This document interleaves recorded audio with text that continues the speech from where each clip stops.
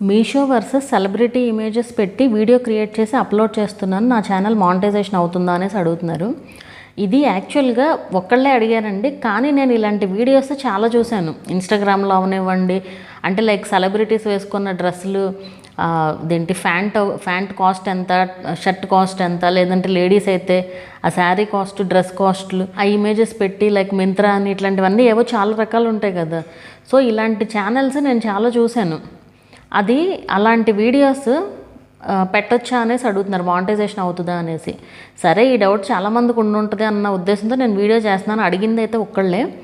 So ఇట్లాంటి videos ఏంటంటే voice over ఉండాలండి, కంపల్సరీ వాయిస్ ఓవర్ ఉండాలి. ఎందుకంటే మీరు అక్కడ చేసేది ఏం లేదు, అంటే మీరు కష్టపడ్డారు, కష్టమే అది. ఎందుకంటే వాళ్ళు వేసుకున్న డ్రెస్సు వెతికి అది ఏ యాప్లో ఉంది దాన్ని డౌన్లోడ్ చేసి ఇవన్నీ చేయడం కష్టమే. కానీ అదంతా అనవసరం యూట్యూబ్కి. మీరు ఏం చేస్తారో ఆ వీడియో కోసం అనేది చూస్తుంది. సో కంపల్సరీ వాయిస్ ఓవర్ ఉండాలి. ఆ హీరోయిన్ ఫోటో తీసుకున్నారనుకోండి, ఆ డ్రెస్, అదే హీరోయిన్ వేసుకున్న డ్రెస్ ఫోటో తీసుకుంటారు. అండ్ ఈ మింత్రాలోనో లేకపోతే మీషోలోనో ఇట్లా ఫొటోస్ ఉంటాయి కదా, అవి తీసుకుని పక్కన పెడతారు, కాస్ట్ పెడతారు. ఊరికే మ్యూజిక్ పెట్టకూడదు, దానికి కంపల్సరీ వాయిస్ ఓవర్ ఉండాలి.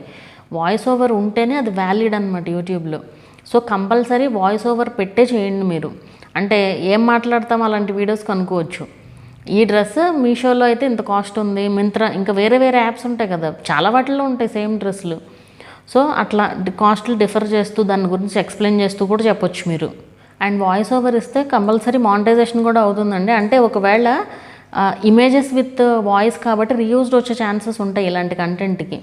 కానీ మీరు అపీల్ చేస్తే కనుక సక్సెస్ అవుతుంది అండ్ మానిటైజేషన్ కూడా వస్తుంది. సో ఇదండి దీని గురించి. మీకు ఈ కంటెంట్లో ఇలాంటి వాటిల్లో ఇంకేదైనా డౌట్ ఉన్నా కూడా నాకు కింద కామెంట్ చేయండి. వీడియో నచ్చితే లైక్ చేయండి. అలాగే ఛానల్ కూడా సబ్స్క్రైబ్ చేసుకొని మరొక మంచి వీడియోతో మళ్ళీ కలుద్దాము.